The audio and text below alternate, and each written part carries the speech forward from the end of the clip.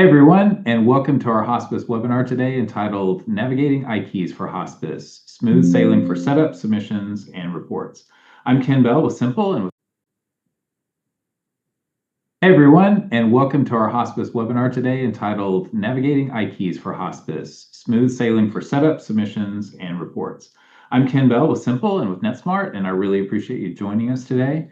So, as we all know, the transition to iKeys in the hospice world is officially underway. So, beginning October 1st, hospices will be required to submit HOPE assessments through iKeys. And for the first time, all hospice assessment data will flow through this new system. So, with just 36 days left until that deadline, now's the time to make sure you get your account set up, understand the new interface, make sure submissions and reports won't be causing any last-minute surprises. So, that's why we're here today. So you can think of today's webinar as your navigation chart for this new challenge. And we will show you how to set up early, how to stay on course with timely submissions, how to avoid the rocky waters of rejected files or missed reports. And we'll also share some lessons we've learned from past CMS transitions and how Simple can keep you sailing smoothly without needing to overhaul your workflow. So we'll dive in just a second. Before we get started, a couple of quick notes. Handouts are currently available. I will post a link to those in the chat here in just a second so you can download the handouts and slides in PDF format. And also, as far as Q&A goes, we do have some time reserved for questions and answers toward the end of the session today. So you can post a question at any time you like during the webinar, and then Sam and Josh will address those toward the end. But again, do us one favor, please. Put your question in the Q&A section. Just hit that Q&A button, put your question there. Don't put it in the chat. It's just too easy to be overlooked in the chat. So again, hit that Q&A button when you want to ask a question. Okay, so let me introduce your speakers, and you may already know them from your interactions with Simple. Today we have with us Josh Miller. Josh is our Client Success Director at Simple. With a decade plus of experience helping providers make the most of their data solutions. Josh is trained and consulted with literally thousands of post-acute facilities on CMS compliance and reporting. So he's quite the expert in this realm. And then Sam Pate also is our Senior Client Development Representative at Simple, and he works closely with lots of home health and hospice providers to improve compliance, streamline submissions, and understand the ins and outs of CMS data regulations. So we've got the right folks here to get us introduced to what's about to happen in this world. So with that, I think I'm going to turn it over to Josh to get us started. All right. Thank you, Ken. Appreciate you kicking off our call today. And for everybody on the call, really appreciate you carving out some time to really dedicate yourselves to understanding kind of the scope of this large change on October 1st. Ken mentioned for hospice providers, that's going to mark a date when you'll need to be ready to make a change with how your assessments are being completed and also submitted to CMS.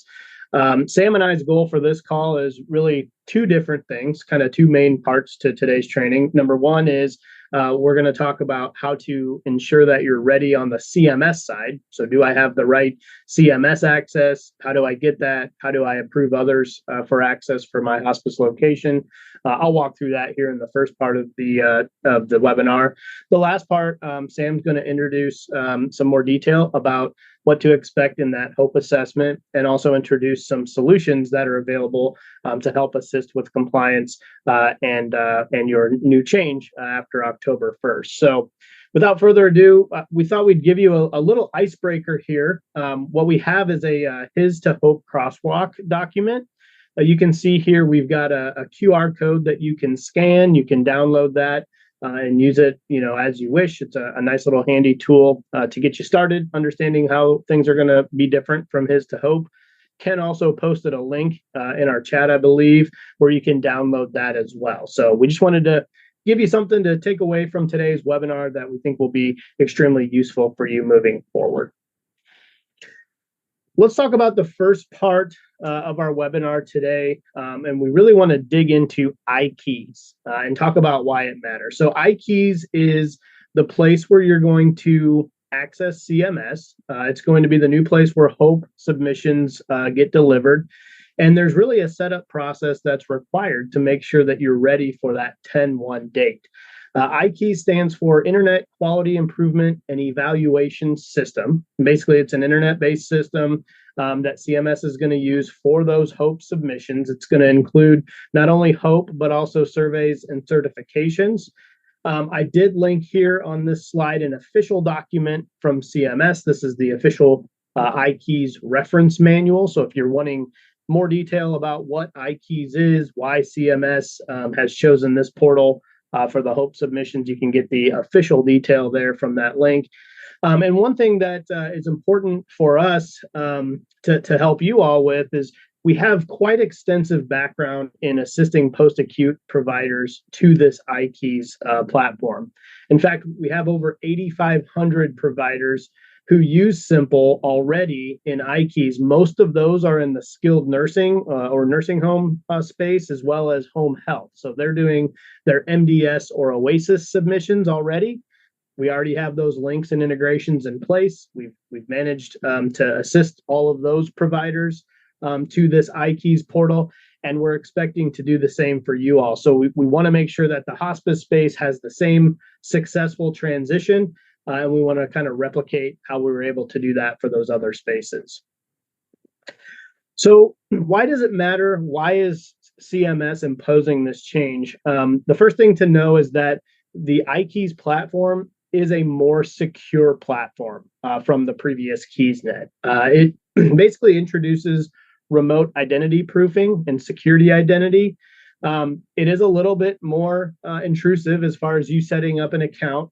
So it'll feel a little bit more like you're applying for a car loan or something. There's going to be quite a few security questions that they ask for you to have your access.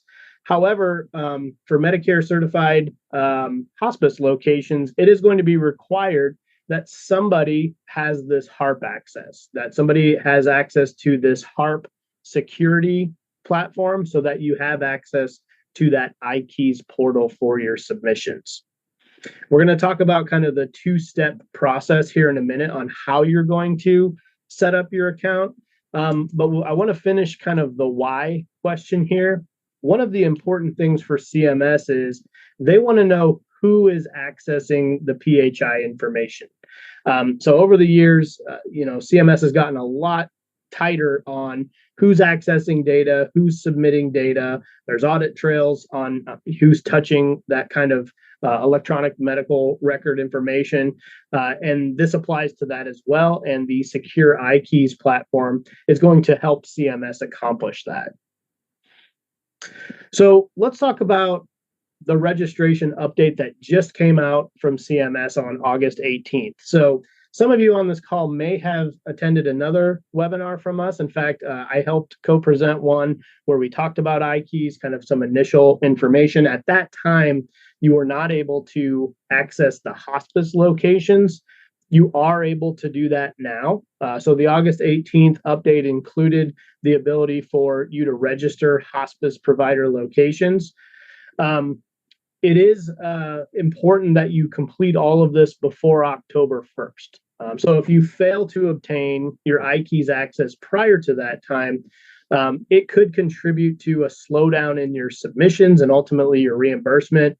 You want to make sure that on October 1st, you're in a position where you're connected to CMS, your third-party vendors are connected to CMS so that you can successfully transmit or submit those HOPE assessments so that there's no delay in compliance or in your reimbursement flow there. So wanted to make sure that you know the urgency of that. And if you haven't completed this yet, that you have plans in place to do so by that October 1st date.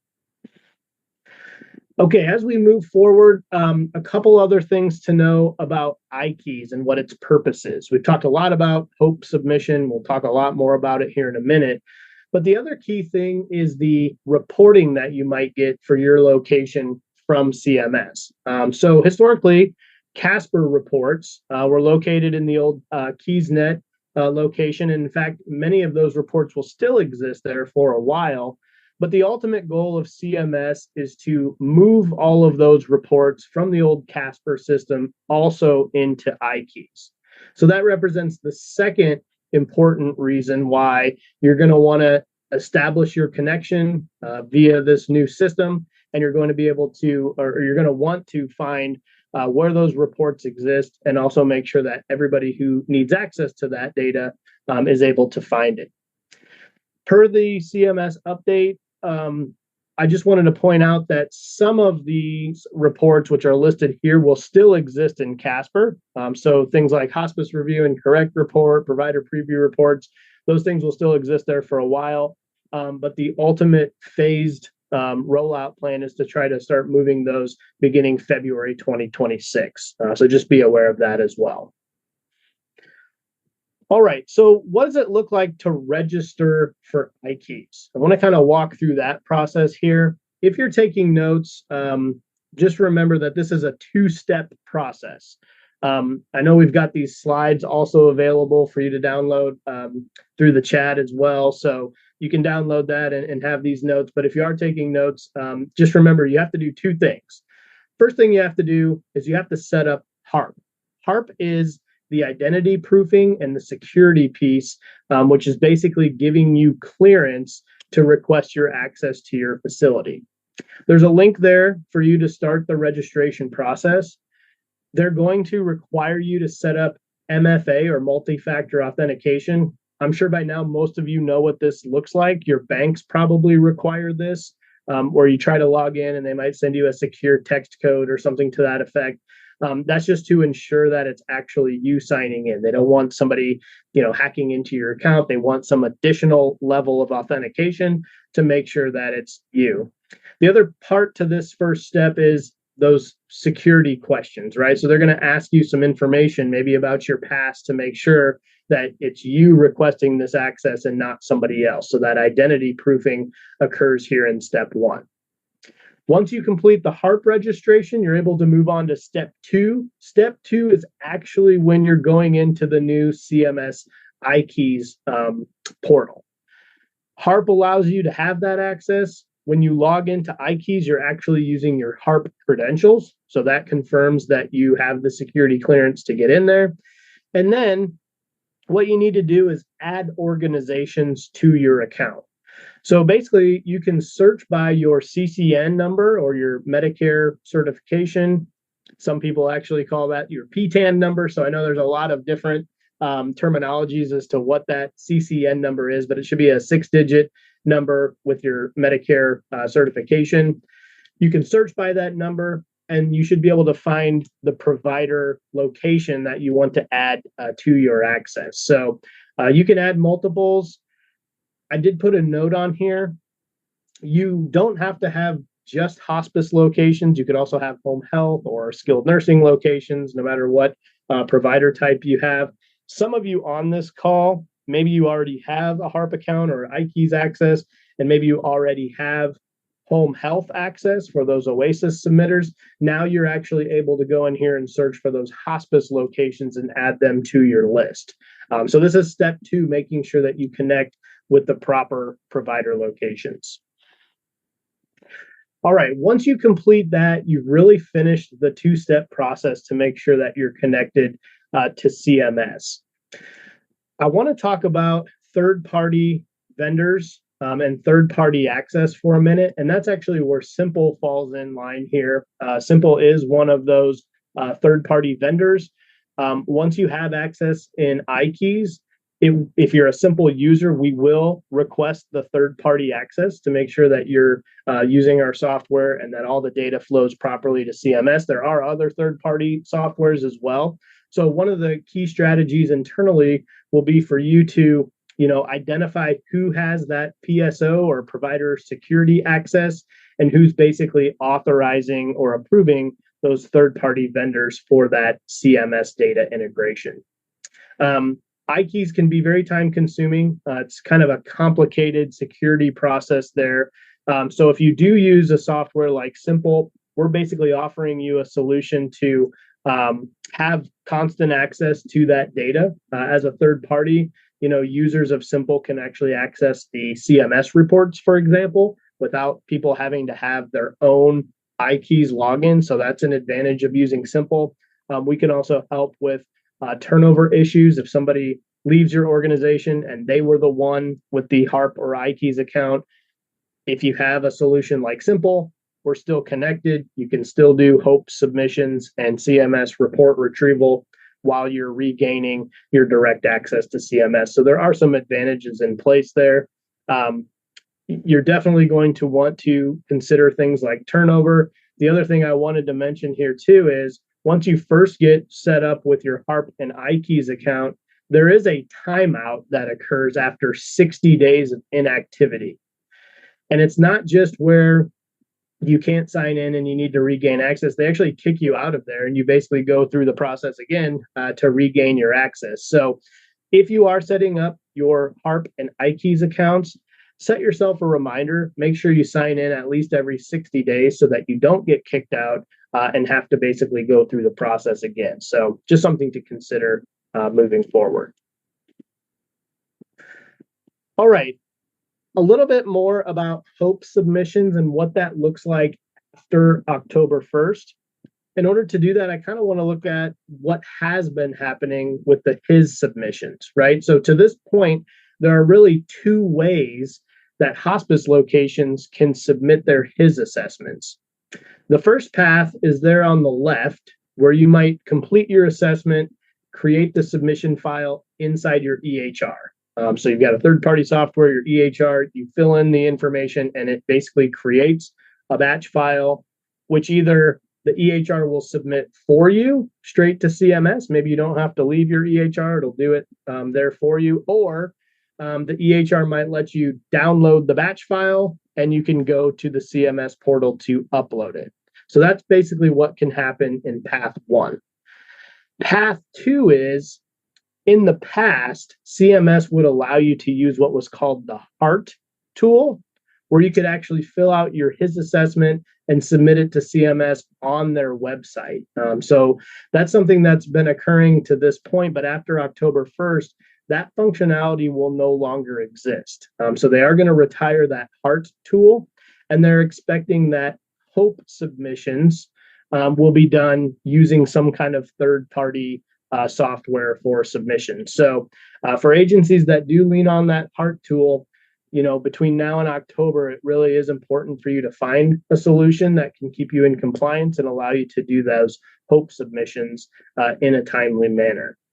No matter which path you fall into here, whether you were part of path one or path two, everybody will still need to make sure that they have that HARP and iKeys access and that you identify who your PSO or provider security official is.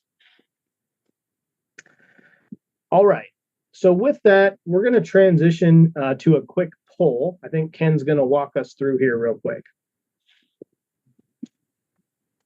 Yeah, thanks, Josh. Let me bring up that poll real quick. We're going to ask you about HARP access real quick, just to take a quick pulse on where everyone is for HARP access. So you'll see this poll live on your screen. The question is, do you have a HARP account today? And because if so, you won't need to create a new one. So yes, no, or what's HARP? We can talk a little bit more about that as well. But we'll leave this up for a few more seconds, give everyone a chance to participate. Really appreciate everyone being with us today. We know your time is valuable, and we're trying to get you some critical information you're going to need here within the next month or so. Okay, thanks everyone for responding. Looks like a good 2/3 of our audience has responded. So I will end this poll and share those results real quick. Thanks for your votes. So the question was, do you have a HARP account today? 68%, 2/3 say yes. They have HARP access now.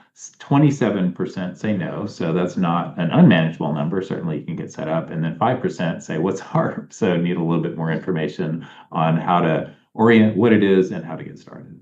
So that's something you can help us with, Josh. Yeah, Ken, that's great feedback. And actually that's encouraging, right? At 68%, at least have their HARP access established. That's a higher number from the last time I did a similar webinar. So it's good to see progress there. Of course, for the remaining 30+%, you've got just over a month here. So you've got a little time. You might access this to make sure that you complete that moving forward. So a couple more slides here from me, and then we'll dive in a little bit further with that HOPE assessment. There are a couple of considerations and potential risks that you should think through when you're establishing that iKeys access.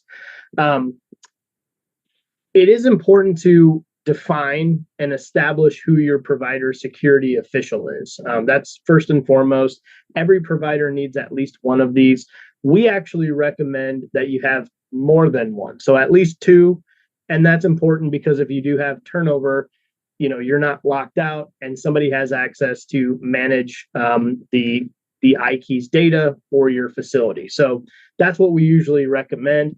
Again, remember that the HOPE submissions start on 10/1, so definitely have that established by that time. There's a link here too for some additional news and updates just in case things change between now and then. So definitely establish that PSO. Other things to consider are turnover issues, which I just talked about, and changes of ownership.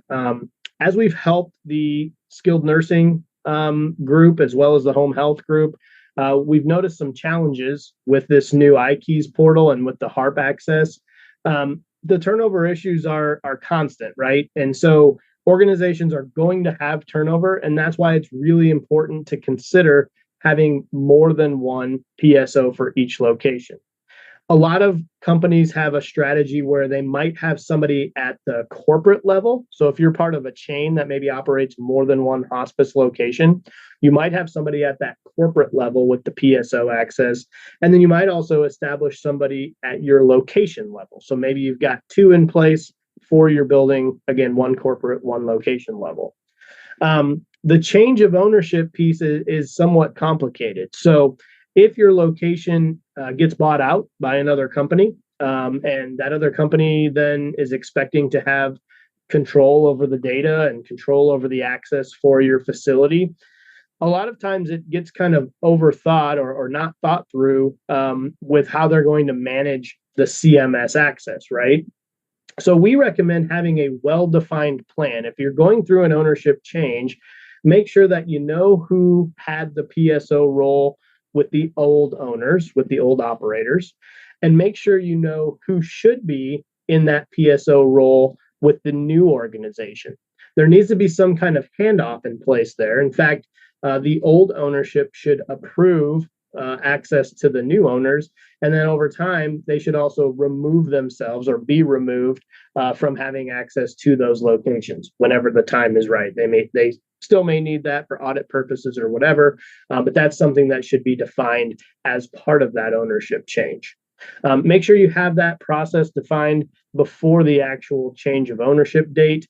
If you don't do it until after and become reactive to that, it can cause somewhat of a panic where people might get locked out of data and can't accomplish what they're trying to do. So just some things to think through as you're defining those PSO plans. Here's a screen here, just things to think about as you're defining who has access and who manages access. You've got internal users and roles. So obviously the PSO is kind of at the top of that chain. They're going to manage who has access and they're going to kind of control the PHI for your facility. But there could be others internally that also need access and need specific roles. Maybe people just want to access those CMS or Casper reports that are moving to iKeys. The PSO should be responsible to approve their access and assign the right user roles. Vendors also will need access in many cases. Some of them need the CMS access to pull in live data for some of the reporting they might do. In the case of Simple, not only does reporting occur, but also we're kind of like the conduit to pass your HOPE data through to CMS. So Simple would need to request that third-party access as well. And of course, the PSO is ultimately responsible to approve or reject any of those requests that would come through for your facility. This other page here is just some additional resources for you. CMS has actually done a really good job on their website with some additional training materials. There's quite a few videos on how to create your HARP account. There's some reference videos as well as some iKeys specific training. All of those links are good. So keep our slide deck handy or maybe save links to those websites if you know you're going to be using iKeys extensively moving forward. Give yourself 10, 20 minutes to walk through some of those videos if you're needing some additional support getting your HARP access. All right, with that, I think we're going to transition over to Sam. He's going to dig a Yep. little further into this transition. Yeah, thanks, Josh. So yeah, we covered a lot about iKey's setup and that whole connection process, but there's some unique considerations in kind of baked into the transition from the HIS to the HOPE, and there's some complications around the submission deadlines because there's some additional visit types and timelines, and so that can make meeting those deadlines for submission more complicated. So I want to take a closer look at some of that. I won't go through each detail on this slide, but I wanted to compile all of this. We've touched on these different topics in other webinars. You might have seen other content that covers these topics, but I wanted to bring it all into one slide you could print this out or put this on your desktop as a quick reference. I think this is great because it contains the new HOPE time points as well as the assessment time frames and then the completion goals and the submission deadlines for those different time points. So this is a great reference to look at as you're thinking about those different timelines. As you can see, it's complicated, right? So there's a lot of things to keep track of here. I also added a little section there about the symptom follow-up visits. This is a new visit with HOPE, and I want to just make sure there was information here you could reference back to as part of this whole image. And just as kind of a quick recap, right, the SFV is triggered by meeting certain criteria, and that requires an in-person visit, the SFV, within 2 calendar days. Now that can be triggered under the admission or HUV 1 or 2, so there could be up to 3 SFVs. Now the SFV, I've gotten a lot of questions about this. The SFV is a separate visit from the admission and the HUV, but it is part of that broader assessment. It's not a separate time point. So the SFV goes into the admission under which it was triggered or the HUV under which it was triggered, and it should be submitted as such to CMS. So just wanted to put this here just as a reference guide in this deck. Now, I'm a very visual person, and so I wanted to put together a visual example of those different overlapping timelines. This is based on a similar calendar that was shown by Chap on a webinar a few months ago. And so what we're looking at here is how those different time points and deadlines and time frames all fit together. So as an example, right, there's admission on October 1st. And then as you can see, there was an SFV triggered as part of that admission. And so October 3rd, SFV completed, right? And that's part of the admission. It's not a separate time point, separate visit, but it's part of the admission. And then as you can see, the dark blue line or the dark blue bar indicates the HUV window. And so you can see October 13th, HUV visit 1 takes place. No SFV triggered, but as you can see, purple bar is the HUV 2 window. Second HUV visit takes place October 22nd, and an SFV is triggered, and that visit takes place the 24th. Again, that SFV becomes part of the HUV2 assessment. It's a different visit, but it's not a different time point. It's all part of that assessment. So this is a visual. If you're more a visual person, this might help you conceptualize those different time points and deadlines. Now, this shows specifically how the different HOPE time points can play out. However, even after October 1st, and I saw some questions in the Q&A, which we'll get to that alluded to this, we're not totally done with the HIS after October 1st necessarily, because there could be some overlap. So that's what this visual shows you. Today, we're in the blue section right there, right? HIS assessments for all patients and time points. October 1st starts the HOPE era, so to speak. So all new patients and time points after October 1st, that's all in HOPE data. However, there is a period of overlap where the KEYS system is open until February 15th because there may be some remaining HIS submissions and revisions that take place after October 1st. So this is important to keep in mind because if you have a HIS admission late in September but before October 1st, that admission needs to be submitted, and it will be submitted as a HIS, and that will go through KEYS. So even though we're starting October 1st, we're starting in iKeys for HOPE data and some additional reporting, KEYS will stay open. Josh had a slide earlier about some reports will continue, like CASPR reports will continue to be available through KEYS, and that's part of this overlapping, this gray box area is overlapping time frame. Now, so everything in the orange, of course, new patients and time points on HOPE data after October 1st. If a patient is admitted, I'm looking at this purple section, on the HIS prior to October 1st, the only HOPE time point required is the HOPE discharge. They're not going to need HUVs, but their discharge will be on a HOPE assessment. All right. Another visual of that, again, back to me being a visual person, if this is helpful for you, this might paint the picture a little bit more clearly. So we're looking at patient A first, this blue box. So this is patient A admitted September 24th, right? The submission time frame for that assessment extends into October. And so the submission, if you look down here, October 7th, the submission of that, his admission, is through Keys in October, even though the Hope era starts October 1st. That submission still has to go to CMS, and it's going October 7th through Keys. Now, that same patient, patient A, again, when this is the light blue box, they have a discharge October 9th. That is a Hope discharge. We're after October 1st. That Hope discharge is submitted October 17th in iKeys. This is just a random example of dates here, but just to paint the picture. Now, to contrast that, patient B in the purple box, that patient is admitted after October 1st, so they're admitted on a Hope admission and submitted through iKeys on October 8th. That data, Hope data, is submitted through iKeys. I also threw in here an HEV1 example for that same patient, patient B. So HEV1 visit the 13th, submitted on the 17th. So this is just to show how there may be some overlap of managing some of his submissions even in October. There could be potentially scenarios for revisions as well. That's why CMS is keeping that Keys system open for a few months. So just to kind of communicate that a slightly different way as well verbally, his and Hope assessments will remain separate in Keys and iKeys respectively. They can't be uploaded or submitted in the same batch because it's separate systems, right? His data goes through Keys, Hope data goes through iKeys. Now, if you're a Simple user, Simple can support both types of submissions through your one login.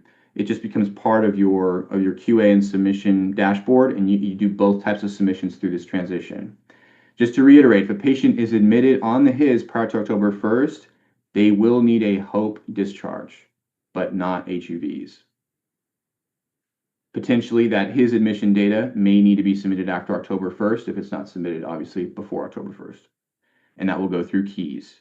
Now, unless you use a submission tool, third party, like Simple, you should plan on managing both Keys access and iKeys access. Manage both platforms to ensure that all the data stays compliant and you get your submissions in on time. So just make sure to keep in mind you may be doing submissions on both platforms unless you use a submission tool that brings it all into one organized view.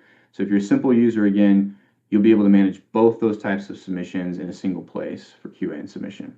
Speaking of, we want to take a quick pause just for any of you who don't use Simple. If this is sounding like something you'd like to explore further, Simple Connect for Hospice is our tool to help you navigate this transition. It allows you to scrub and submit your HIS and Hope files. Check for fatal errors before submission. So before you get a rejection from CMS, you're going to see any of those fatal errors, and allow you to submit those without going to Keys or iKeys. So you can organize, especially during that potential overlap season, you can manage and organize all those submissions in one place.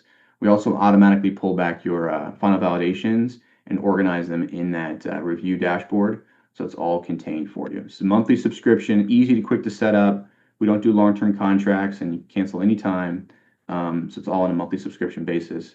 Ken has a poll to bring up real quick. If this sounds appealing and you'd like to learn more, no obligation, of course, just let us know. We'll reach out to you with more information. All right, we'll leave that poll up for just a minute here, give people a chance to let us know if they'd like more info on Simple Connect. Now, Josh alluded to this earlier, the retirement of the HART system, and we wanted to make sure we took a second to talk through this in more detail for anybody on this call who has been using HART for his submissions up until this point. Now, just to reiterate, HART is going away, but you do have options, all right? So I quoted the CMS fiscal year 2025 final rule. A lot of you have probably seen this. This particular sentence here, beginning October 1st, hospitals will need to select a private vendor to collect HOPE data. That is because the HART system is retiring. So that statement there is because hospices will not have the HART system as an option to create HOPE files for submission. So if you use the HART today for creation of his files, or if you don't have an EHR or EMR in place, if you can't get one in place before October 1st, if your vendor isn't ready on October 1st, you will need something in place to create a submittable HOPE file. And not being able to submit that data to CMS can jeopardize reimbursement due to dropping below that 90% submission threshold. So we really want to avoid that. if at all possible. So again, if you are using Heart today, you will need something in place to generate those files. And you do have options. We have a tool now called Simple for Heart. It's a fillable Hope tool. So it basically replaces Heart, but for Hope data. So you fill in that information based on documentation from the visit, and then the Simple system converts that information into a file that meets the required CMS specifications for submission. This is why Heart was so important, because CMS built in the specifications to receive that file into the system. It's not just an XML file, it requires some specific data in there. And so you need to meet those specs in order to submit. So this is a tool that allows you to do that and make sure you're compliant with the CMS requirement through the Hope transition. If you have been using the Heart system up until now, consider this as an option. And let's take a closer look real quick at what we built there. So this might seem similar to what you do today in Heart. Create the visit you need to create the assessment that you need to create. You just select it here, and then you can go through, input the information from documentation from the visit. By nature of using this tool from Simple, you're also going to be able to identify CMS fatal errors before submission. So we give you that visibility so that you know if there's any inconsistencies or errors, so you can make sure the data is accurate. From there, as well, you can save those assessments in progress, track everything all the way through final validation. So track your progress all the way through getting that final validation report back from CMS. This can be really helpful during audits, especially as well. If you're asked to retrieve validation and/or submission IDs by an auditor, you can pull out all that information here from the submissions validations you've done through Simple. So again, for those of you out there who have been using Heart, this is really important. That's why we're hitting on this a couple of times. If you have been using Heart up until today, you do have an option to replace that functionality. We're offering that today. We can get you more information. If you can't get an EMR set up before October 1st, if you don't have one in place, if you ask yourself today, do I have an ability to create a Hope submittable file? And if the answer is no, or I don't know, this may be a solution for you. So just consider that. October will be here before we know it. So make sure that you're prepped and ready to go. And if you need a solution like this, it's an option. Ken has a poll real quick to bring that. Again, this is just for Simple for Heart. If you need this functionality in order to get ready for October 1st, let us know. We can follow up with more information. All right. Now, with everything changing, we know there's a lot of education, there's a lot of moving parts here. So we just wanted to make sure that this was available for you again at the end of the slide.